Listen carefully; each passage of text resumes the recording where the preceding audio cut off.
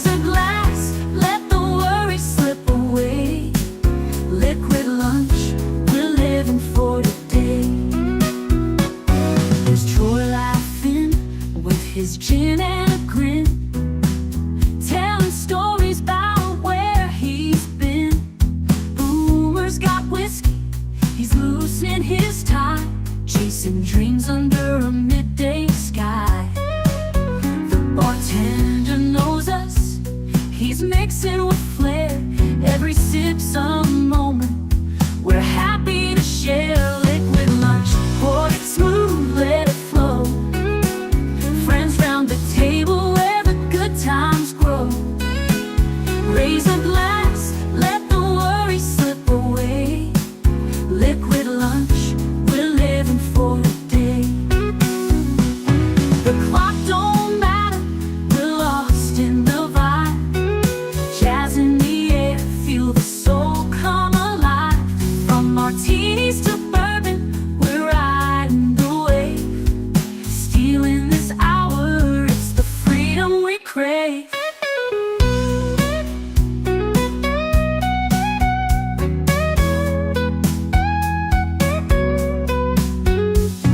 Sun's still shining, but we're in our zone. This bar's our shelter, our temporary home. One more round before the world calls us back. Savor the moment, keep the blues in the rack. We'll laugh, we'll toast till the afternoon fades. Memories made in these liquid escapades. Liquid lunch, pour it smooth, let it flow. Friends round the table where the good times grow. Raise a glass, let the worry slip away. Liquid lunch, we're living for the day. So here's to the daylight, the drinks and the fun. Our liquid lunch, till the next one comes. With a wink and a smile, we'll be back real soon. Chasing that jazz under the high noon.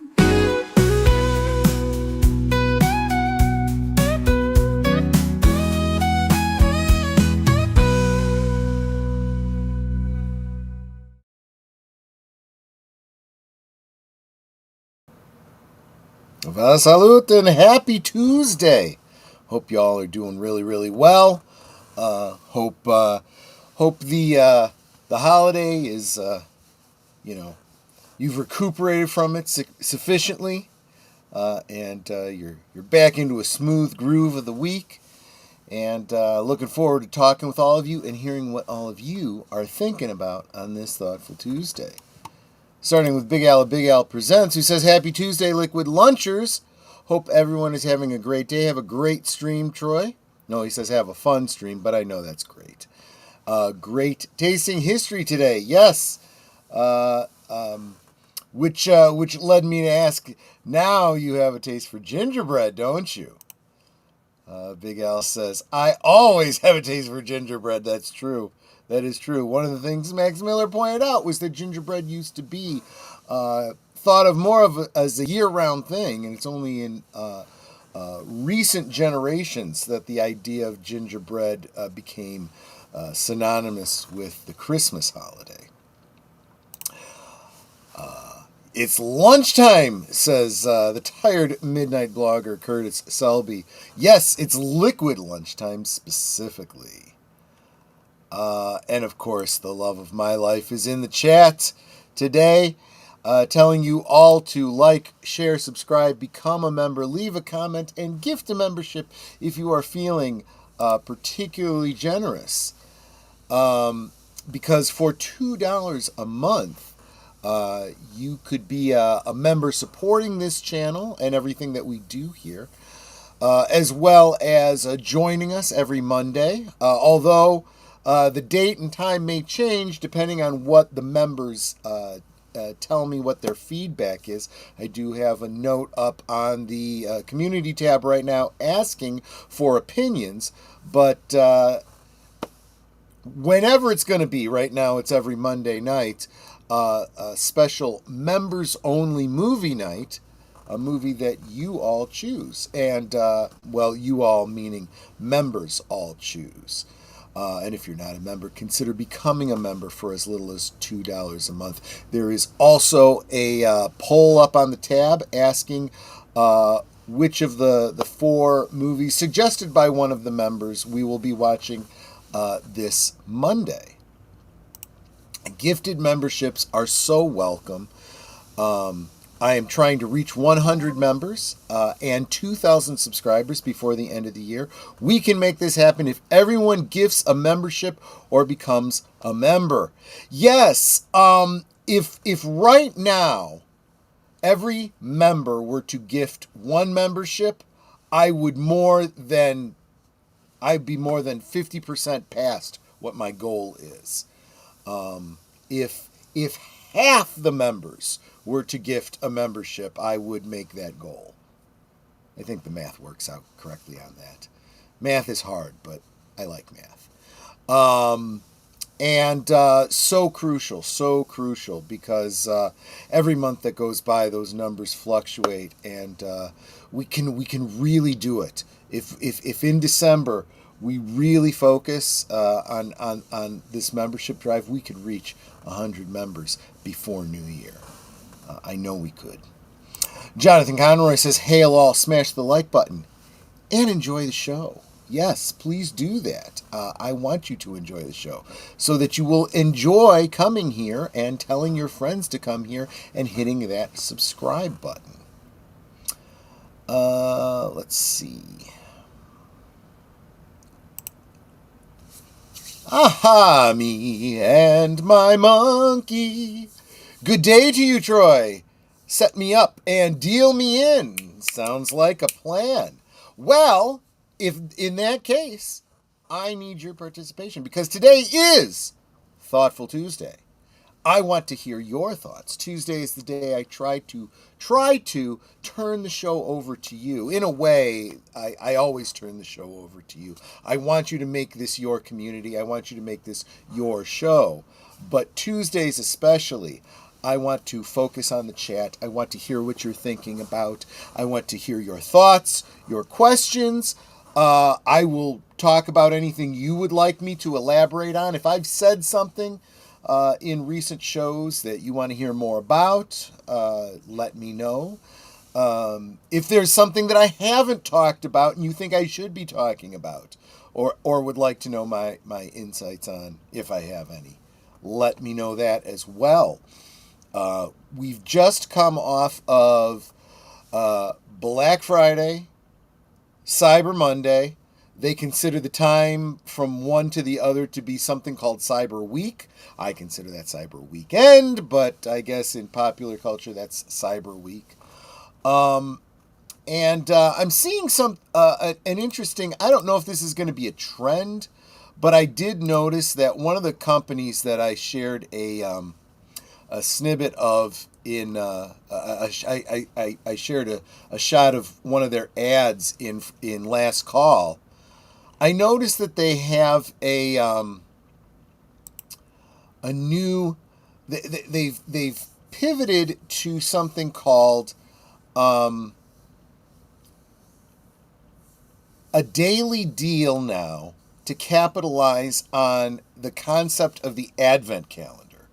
So they're going for this is Factory Entertainment.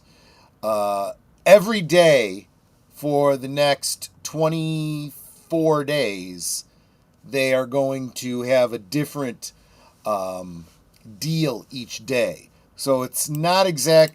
It's like it's a fusion of Black Friday with the Advent calendar, which I think is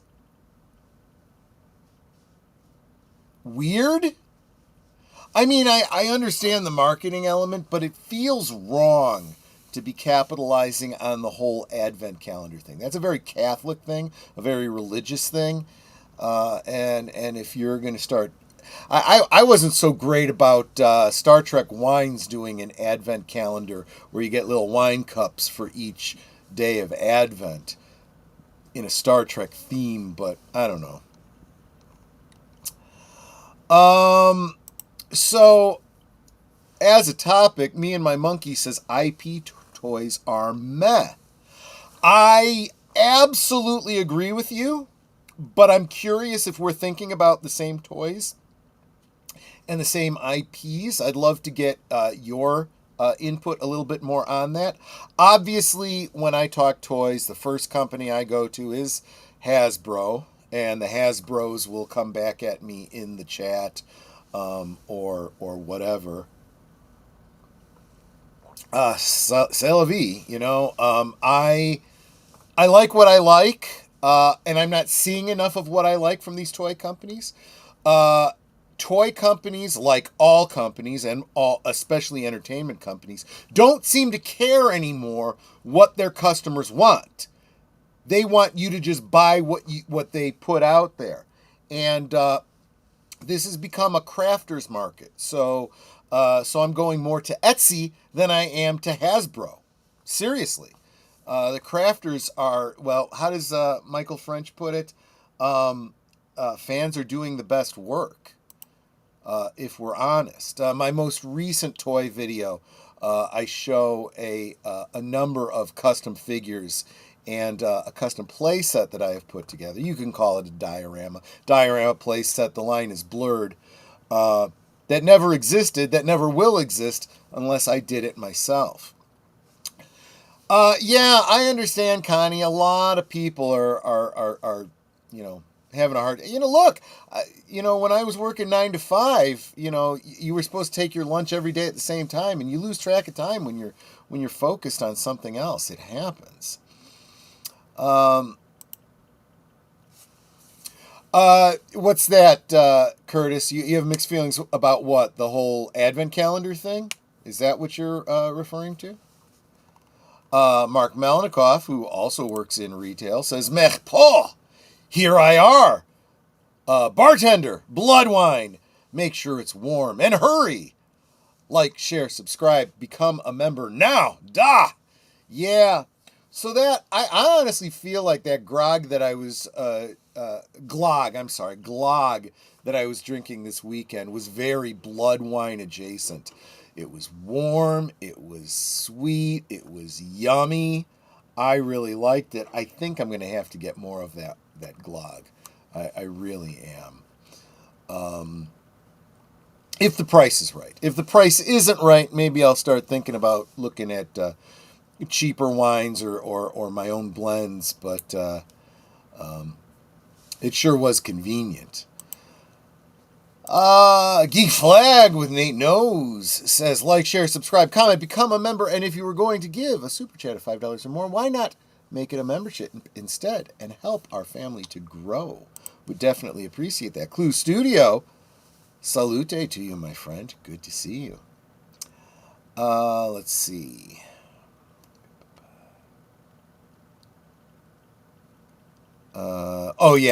The Advent thing. Yeah, it's weird. It's weird, although I think maybe it's the whole idea of an Advent calendar being religious based is weird too. Think about it. Okay, so Advent. What is Advent? It is a countdown specifically in the Catholic Church to Christmas. 4 weeks, each week represented by a different candle. There are, if I remember correctly, it's 4 purple candles and a pink candle. And you're counting down to the birth of Christ, right? Because generations before Christ were awaiting the arrival of the Messiah. Okay, great. Somewhere along the way, we ended up with this concept, and I wonder if it doesn't go hand in hand with the whole Santa Claus and all this secular stuff. The Advent calendar being you're looking forward to the Christmas and the stockings and the presents under the tree and all that kind of stuff. So, kind of as a placation for the children, every day you can have a little treat. You open up the little window in the Advent calendar and you get a little sweet or whatever it is. And now you can buy these cardboard advent calendars with different pictures on them. Little cheap, trans fat filled, little cheap chocolates that don't taste very good, but people have fond memories of. So is an advent calendar really all that religious? I'd argue not. It's as secular as anything else. So I'm not going to get too hung up on that, I guess. Let's see here. Saying hi to each other. I work a 9 to 5. And my lunchtime fluctuates. It could be anywhere from 1 p.m. to 3 p.m. Yeah. And if it weren't that they legally have to give you a lunch, you might not even get a lunch, right? I understand how that goes. They sell a lot of chocolate advent calendars, yeah, and the chocolate in them is terrible. There's something to be said for. I mean, if you like the flavor of those cheap chocolates, having one a day, that's fine. But if you really look what's in them, there's barely any actual cocoa in it. It's artificially flavored, waxy. Contains a lot of trans fat. Let's put it this way. Good chocolate over time starts to look chalky because it's crystallizing. The stuff that's in those advent calendars will probably look exactly the same 20 years from now. Not sure what that means. 9 to 5, what's that? Never heard of it.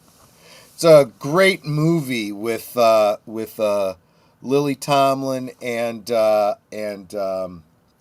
Dolly Parton and some other person. Despite that other person, it's still a pretty good movie with a great soundtrack. You can thank Dolly Parton for that. Dolly Parton elevates everything. Even makes up for what's her name in that movie. But there you go.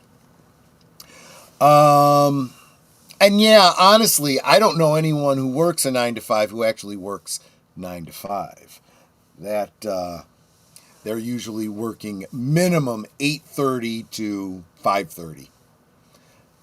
It's just how it works. I don't care what the law says. Okay. See, I knew I could count on Big Al to do the deep dive for me. This is why you're a blue wrench. Not that you need a blue wrench to do this. The Advent calendar was first used by German Lutherans in the 19th and 20th century and has since then spread to other denominations. So it does, it's impossible to separate Christmas entirely from a religious, from its religious connotations. But when you create a tradition, it's much more easily co-opted for commercial reasons, I think. I have to imagine that if these German Lutherans created Advent calendars in the 19th century, they're probably more like those wooden ones that we see, the more permanent ones, with the little doors in them and stuff like that. I'm not sure how I feel about it. My first experience with Advent calendars, of course, were those cardboard ones with the chocolates inside. And there was a certain amount of fun, because it's not like 1 to 25. The numbers are all over the place, usually hidden in pictures. And you would think that because there's little doors, it should be easy to find the little... No, because it's perforated cardboard. Sometimes you don't see them very easily. So there is a certain amount of, hunt and search kind of fun to it, I suppose. But obviously the wooden ones would be very, very clear and easy. I don't know. Some of those woodworkers do some incredibly ornate work. So, I know the film never worked 9 to 5. So what is one? Yeah, never heard of it. It's dark in the mines of Urapente. Dark. And let me tell you, when I worked a 9 to 5, and I don't think I ever really worked 9 to 5, it was usually 8:30 to 4:30 was the hours that I generally worked the most. And when I was in management, that meant really 6 to 6 was my real hours. And talk about dark in the mines of Ruapente. You were working 6 to 6 downtown. It was dark when you got into the building, and it was dark when you left. It was just miserable, soul-crushing, really soul-crushing. It could be anyway, not always. My wife used to get advent calendars from a little shop in our hometown of Morlaix, France. They were handcrafted and made of wood, and the chocolate so good. Yeah, well, I would imagine European chocolate is the best. But that little mom and pop is no more. Yep. A lot of the good things going away. Since the date of the first Sunday of Advent varies, falling between November 27th and December 3rd, inclusive, many reusable Advent calendars made of paper or wood begin on December 1st. That makes sense. Because I generally don't think about the liturgical beginnings of Advent. I usually think of it as beginning on December 1st. Myself. Others start from the first Sunday of Advent. Fair.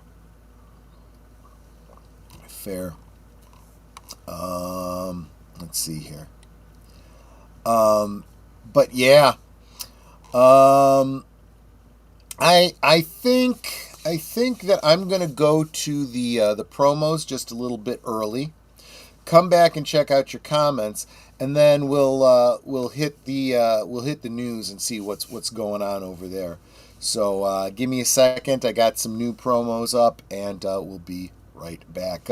Little under 3 minutes. You are watching Liquid Lunch, streaming every weekday at noon Central, 1 p.m. Eastern. Let's sip together. Every Monday night is Members Night at the movies on Last Call. Members enjoy an exclusive watch party just for them, and you can join too for as little as $1.99 a month. This week, there is a poll posted on the community tab for members to choose between 4 sort of Christmas movies: The Hand, P2, Rabid, and Wild Card. Go now and select your choice. And if you're not a member, please consider it. It really helps support what we do here at Last Call. Thanks.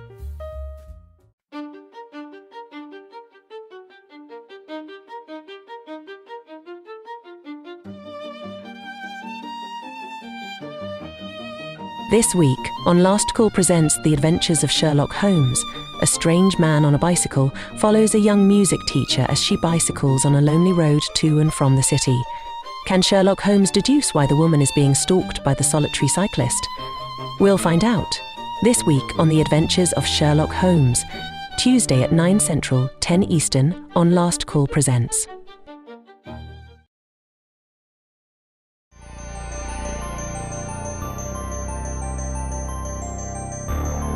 This week on Saturday Night at the Movies, a snobbish Wall Street commodities broker and a wily street hustler find their positions reversed as part of a bet by 2 callous millionaire brothers who run a brokerage house. Eddie Murphy, Dan Aykroyd, and Jamie Lee Curtis star in the 1983 capitalist Christmas classic Trading Places. Saturday at 9 Central, 10 Eastern on Big Al Presents Films with Friends. In a world where nearly all the entertainment is remakes, reboots, and rehashes of older properties, maybe it's worth it to get some commentary from people who experienced it all when it was novel and fresh. Catch Boomer and Pacelli on Geeky Geezers every Sunday night at 8 Central, 9 Eastern. We now return to our liquid lunch. Nate says, I was a manager of a liquor store for 5 years, and every day I was 2 hours before opening, and I didn't leave until 30 minutes after closing, except for Sunday, because we were closed. Yeah. Management is, well, that middle management, really, it's a horrible grift. They move you from hourly to salary, and then they expect you to work twice as much. It ain't worth it. It just ain't worth it. Me and My Monkey says, our advent calendar is 50 years old plus. Was my parents' a felt tree on a banner with 25 pockets containing ornaments for the tree. This pop-up Life Day book is actually the Star Wars equivalent of that. Every page has a different little, open it up and there's an ornament inside, and the first one is kind of neat because you can slide a little picture into it. Of course, they're combining the concept of the Tree of Life from Life Day with the Christmas tree, which I think is perfectly reasonable. I love that idea. It's just that it's a deciduous tree instead of a conifer, but same difference. I have seen people decorate palm trees for Christmas, so whatever. And you say 50 years old, and I think, wow, family heirloom, right? And then I realize I'm a little over 50. If you'd have bought that advent calendar when I was a kid, that's just the one generation, right? 50 years used to seem like a long time. Now it's like, oh yeah, that's when I was a kid. It's not like 3 generations. It's not like my grandparents' day. That's my age. Gosh. You want whose number? Sophia's? Yeah, she's getting popular around here. I am not crazy about the Star Wars toys and the Transformers. It might just be me. They look plain. Yeah. A couple things there. I was never into Transformers. There were 2 Transformers toys that I really liked. And I can't remember the name of it, but it's the one that was the cassette player, and then the little cassettes, folded out into birds. I don't remember who that was. Soundwave or Sound Blast or Sound something or other. I liked that one. I had that one. The other one was the Decepticon leader that turned into a gun. I had him. That was a really cool one. My brother had Bumblebee. And there might have been a few others, but we never really got into them, so it's not my thing. I don't have a great deal of nostalgia for them. Megatron, thank you. Soundwave and Megatron, thank you. And I don't think it's a big surprise to most of y'all. I occasionally buy toys directly from Hasbro Pulse, usually because that's the only way you can get a lot of these figures. You can't find them in brick and mortar anymore. So I get their mailers. When I see they're sending anything that has anything to do with Marvel figures, with Transformers, with even G.I. Joe, I just bin it. I don't care because those aren't my toys. I'll look at them if they're Star Wars. If I don't see anything about 3 3/4 inch action figures, I bin it. I am not interested in their Black series. That's not a racial thing. That's just their branding. But even a lot of their 3 3/4 inch, I'm not interested in. I'm not interested in most of the new media. And I say most because there is some new media that kind of overlaps. If it's a specialized stormtrooper or some other, army builder that, is in the right era and whatnot, I might be interested. And I wonder how many of the Star Wars toy community are like me that aren't buying Bad Batch and Skeleton Crew and Ahsoka and whatnot, and buying just the couple Mandalorian things that apply, or only original trilogy, only prequel trilogy. I don't know. Yeah, so sad on the brick and mortar. They're kind of going the way of the dodo. And a lot of them I feel like it's just because they're falling into the same mistakes that killed Toys R Us. Is really the becoming a pile of rubble, pretty much. It's true. A lot of newer toys are junk, very low quality. I've noticed a mixed bag on that. At least I can say Hasbro tries to innovate with their action figures. Look, you compare the modern, highly articulated 3 3/4 inch vintage collection figures, which I think is a misnomer, to the old 5-point of articulation, very low, just representational, action figures that they used to put out. Great deal of improvement. But with that improvement comes trade-offs. Here's one of the examples, right? So think back to your old action figures. They had this little hole in the bottom of each foot that you would put in order to stand them in the play set, there were pegs that they could stand up on, and they'd hold tight to that peg. New figures still have that, but they are smaller. So the first irony is you can't put them into the pegs of old play sets. Likewise, you can't put old figures into, if there are pegs made for new action figures, they're not compatible either. But also, the feet, because they are thinner to be more proportionate, the hole is either always in the heel, the farthest back, so it can go into the leg a little bit, or it's way too shallow to even be used for a peg. So is that crap? No, it's a flaw. It gets pointed out. Oftentimes they'll fix it on other figures that come out in the line. But it's amazing that these figures are now starting to have rotating wrists, 360-degree movable. And you saw this trend starting with the G.I. Joe figures, right? G.I. Joe miniatures took us from 5 POA to 6, 7, 9 points of articulation because they had bendable arms and legs.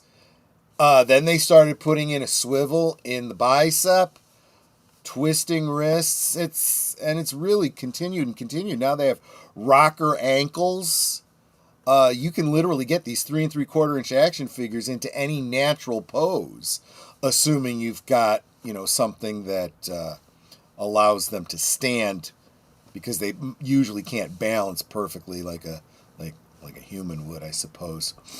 Yes, it is a good snowy afternoon, David. Welcome. Good to see you. Yeah, and it's cold here. It's 18 degrees Fahrenheit here. It is really, really cold.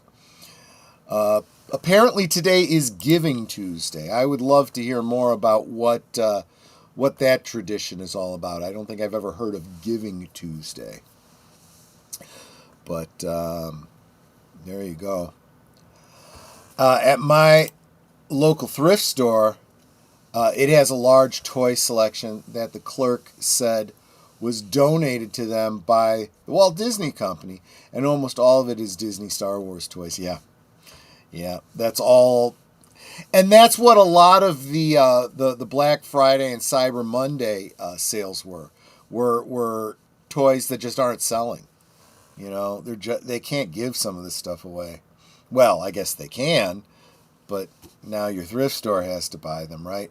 I do occasionally, when I see some of this stuff, if it's priced low enough at Ollie's, occasionally I'll pick up an action figure that I don't give a crap about, just because I can use it for parts, as I do custom action figures. Not going to say what ideas those kinds of posable figures give me. Well, there was a very juvenile prank I used to pull. I'd go over to a friend's house when I was in college, and going to his brother's room where he had Star Wars action figures, 5 POA back then, on display, and I'd rearrange them into all sorts of obscene poses, and then I'd get a text message. So I'm guessing you stopped by today, when his brother gets home.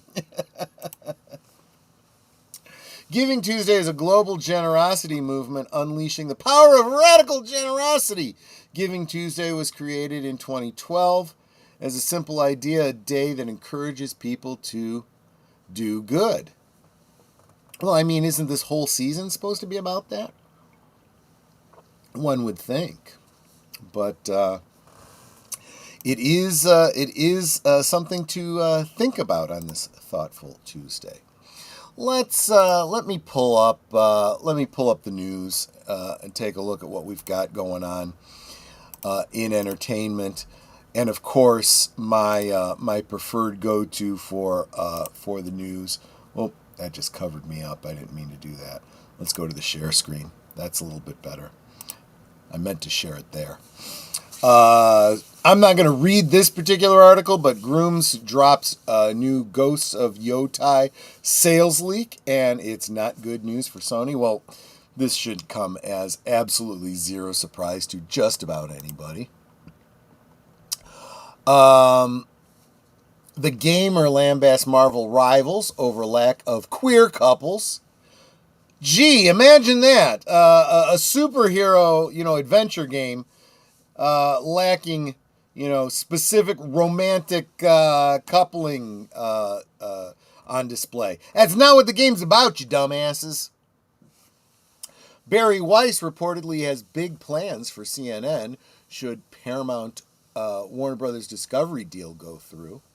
I think I predict that that's probably going to be about bringing it to the profitable mainstream center and making it actually report the news again. I mean, we're not even talking about make CNN great again. We're talking about make CNN news again. That's just basic stuff, right? I wish we had snow here. It's raining, drizzling, and oops. I just messed up my screen. Hold on a second. Let's put that back. There we go. Boy, I'm all over the place, aren't I? Yeah, well, be careful what you wish for, because you may have a sudden cold snap and then find yourself up to your nose in snow. Let's face it, precipitation is good.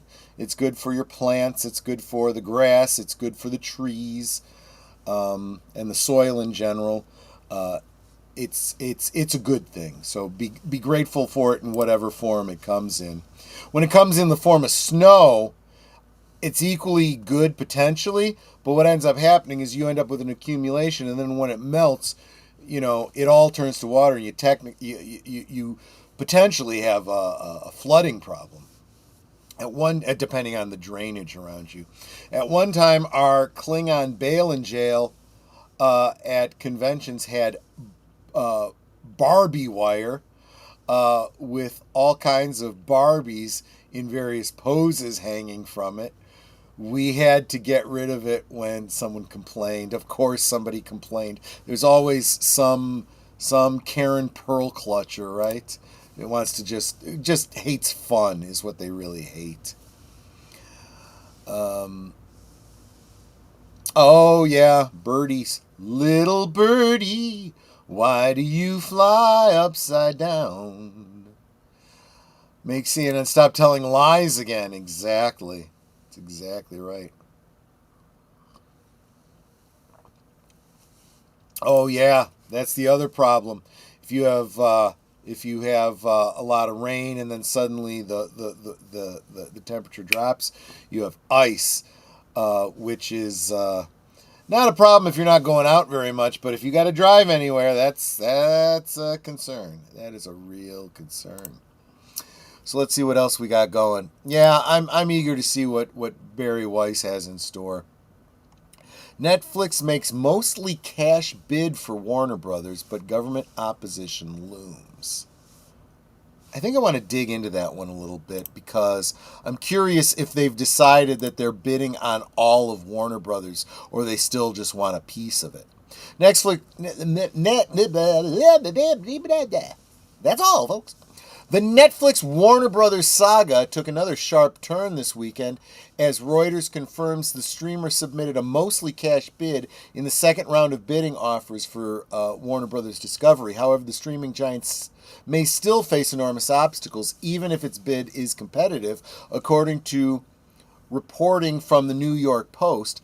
High-level government officials have already indicated that they would oppose any Netflix acquisition of Warner Brothers Discovery on antitrust grounds. Let's stop right there real quick. I want to comment on this because we're still not seeing the details about what they're offering and for what. Are they offering to buy out Warner Brothers entirely? Or are they still just looking at certain properties within Warner Brothers?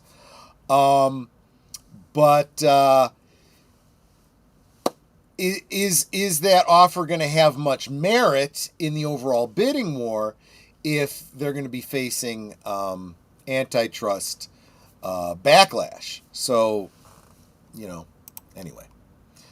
Despite renewed interest from Netflix, the antitrust reality may be the bigger story. According to Reuters, Warner Brothers Discovery received bidding bids from Netflix, Comcast, and Paramount Skydance. All three reportedly worked through the weekend, refining their offers, each proposing to buy all or portions of the company. Aliens.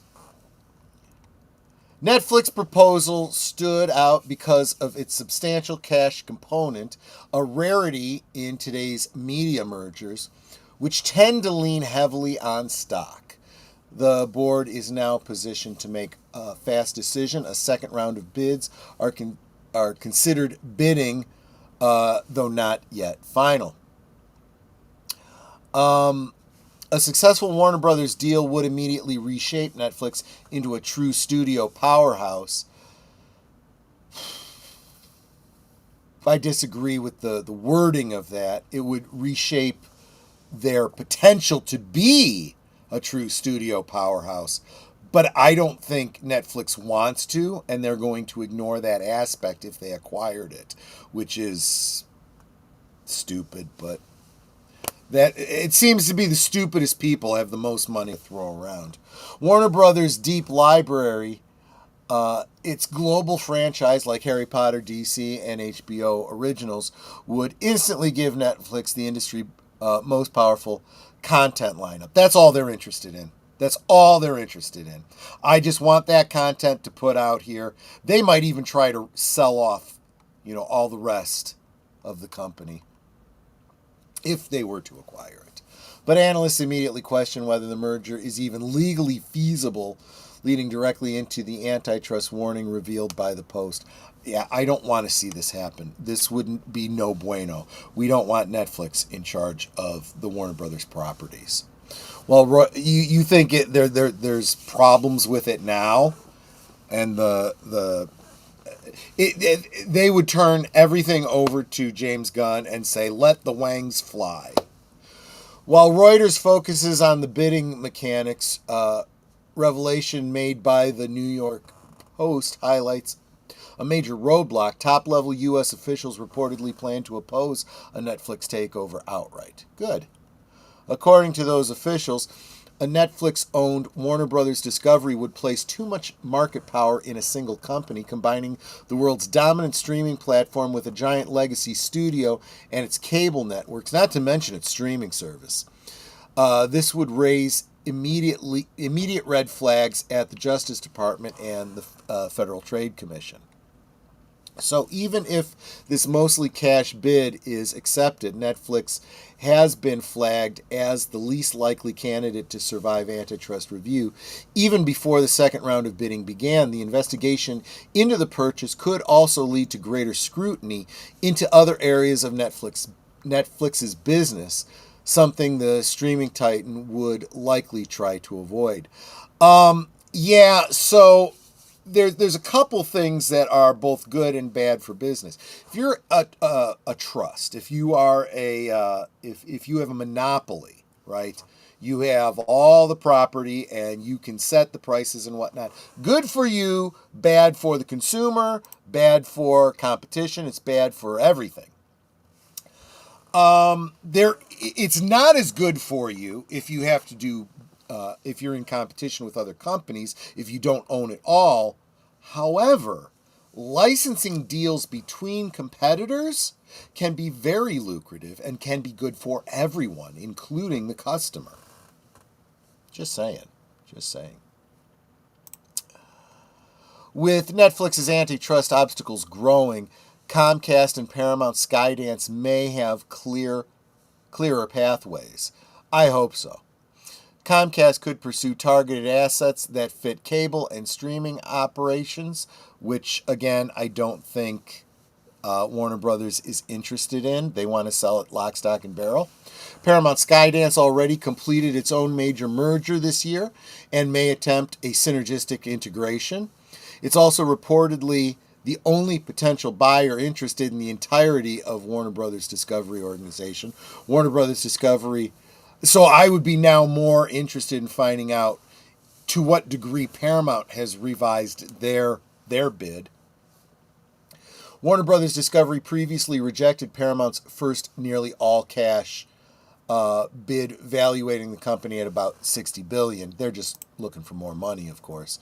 Now the studio is considering all options after publicly announcing a strategic review earlier this fall. Any sale involving Warner Brothers Discovery could be one of the largest media deals in history.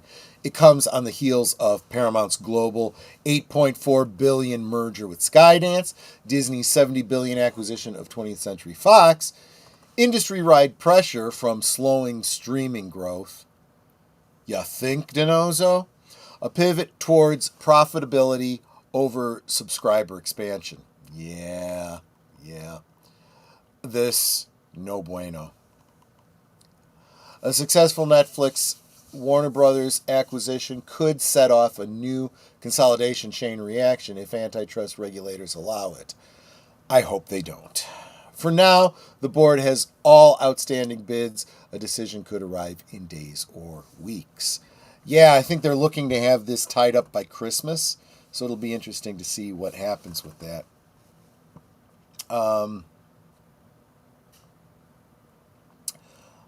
Let's see here. Going back to the main stage to bring up... let's get rid of that. We don't... Go. Why are you here? All right. Let's see. Where'd my comments go? There they are. I disagree with your assessment, Troy. Netflix is already the king of the streaming. Now they are looking for the prestige rights. Well, so here's the first problem with what you're saying there, Nate. I mean, I agree with you that they are the king of streaming. I agree. They want more. They don't have access to most of Disney's stuff.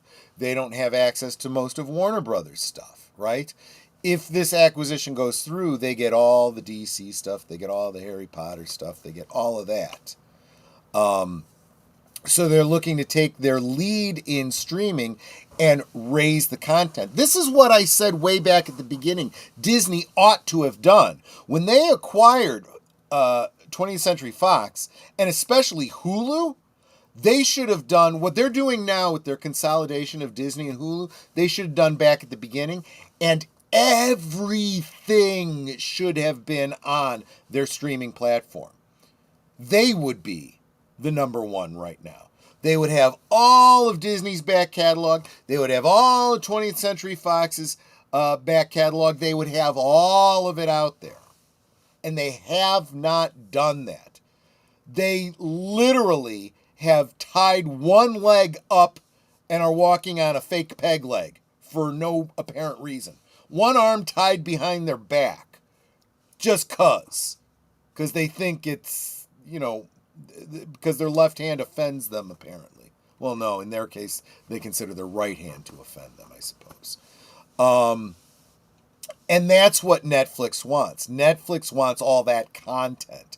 They don't want to be the studio making the content. They just want the existing content. Because so far, what they've made has been... I mean, they could leverage it. They could make use of it. We would see. But their primary goal is all of that content. It's all about content. It's all about content. Throw that on there. Get people to leave Paramount Plus and come over to Netflix. If people are trying to make a decision between Disney Plus and Netflix, they'll go with Netflix because Netflix has more. Or at least it's perceived to have more. That's really what it's all about. If Disney was smart, they would shut down Disney Plus ASAP and sell everything from Disney Plus and Hulu to Netflix is a profitable move. No. Close, but no. Not sell, license, which is the equivalent of leasing it. They continue to own it, but Netflix pays them the money up front. That's what I'm talking about. The licensing can be lucrative for everybody. That's what they should do. In fact, a lot of us have been predicting that from the beginning of all these streaming wars. Everyone wants their own streaming service, but none will be profitable.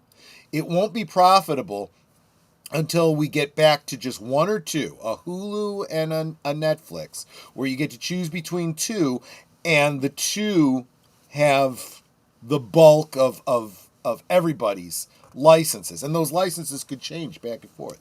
You could have Paramount, whoever owns Paramount, licensing Harry Potter to Netflix this month, and then next month license it over to Disney.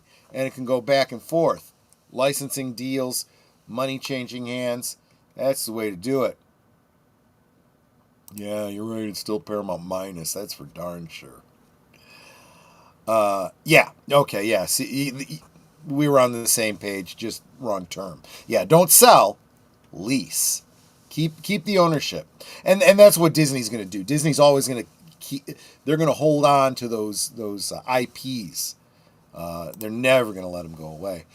Everyone is watching the older content because the newer content is slop. Yeah, I was just reading an article yesterday about how Gen Z is eschewing all the new stuff, and they're going back to old reruns. You know, the stuff you'd find on MeTV, you know?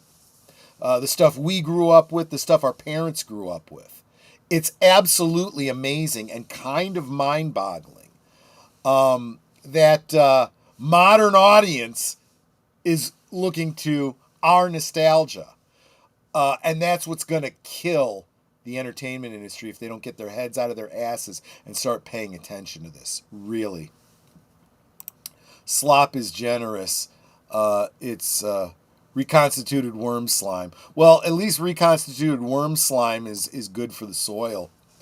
I don't watch anything after 2016 unless it's foreign. I hear you. Definitely agree. Definitely agree. When the streaming wars are over, there will only be Netflix, Amazon Prime, and Apple. That's it. As it should be. As it really should be. I do hope that the Disney Hulu thing just collapses and they start licensing to these other companies. I really do. I had actually forgotten about Apple. I mean, is Apple even a contender? They've got to be a far third behind those other two. But anyway, those are the thoughts for this Tuesday. I appreciate you hanging out with me and chatting with me about them. Again, please hit that like button. If you're not subscribed, hit that subscribe button. I am trying to get to 2,000 subscribers by the end of the year. really having a hard time getting any traction in that regard. Apparently it's Giving Tuesday, so if you're feeling particularly generous and you want to shoot a gifted membership at this channel, could definitely use it, because we're really trying to reach 100 members by the new year. Definitely trying to take the revenues that I receive and reinvest them in the company this year. I'm calling it a company anyway. I'm not actually incorporated, but working on a lot of things for the new year. You'll start seeing the evolution of some of what I'm doing here, I hope. And by all means, please hit those community tabs. I'm soliciting your input. I would like to know what you guys would like to see more of or less of, or something that you'd like to see here that you haven't seen at all. Please make this your own. And looks like many of you like to vote with your dollars, because Geek Flag with Nate Knows just dropped a giftie that went to Mr. J himself. Welcome back to membership, The Joker Voice. Great channel, especially now if you are interested in professional wrestling. I don't want to say acronyms, because I don't know what acronyms still exist and which ones are popular and which ones would just date me as an old fart who doesn't really know wrestling. But definitely check that out. But thank you so much for that, Nate. Super appreciate that. Yes, as a matter of fact, I was going to do karaoke this week, but I'm going to put it off for a week, because another topic kind of came up that I felt would make a great primer before a karaoke stream. So this Friday, we're going to be talking about, we're going to do another, music videos stream, some of our favorite, specifically Christmas music videos. So this Friday we'll be talking about this Christmas, right? That's definitely going to be one of the ones on the list, to kind of get you set up for a holiday themed karaoke the following week, and I can start promoting that in advance. Maybe start sending out the invites to some of the big boys, see if they want to join us. And I think this time around I'm going to change up very slightly the way I handle the karaoke. It's still going to be like we start out here, then go over to the green machine for freedom's sake. But I think in the way I manage it with the chat, I might do a little bit differently. Yeah, you'll see. We got a little less than 2 weeks. I'll get that put together for you. But yes, that's absolutely coming, Clue. And I want to thank you all so much for hanging out with me, sharing your liquid lunch with me. I want to invite you to come back tonight for the adventures of Sherlock Holmes, as the solitary cyclist is stalking a girl in Victorian England, and Sherlock Holmes is going to get to the bottom of why. And I ask you to take care of yourselves, watch your health, drink responsibly, and see you on the next one. Take care, my friends. Goodbye. Hope to see you again real soon.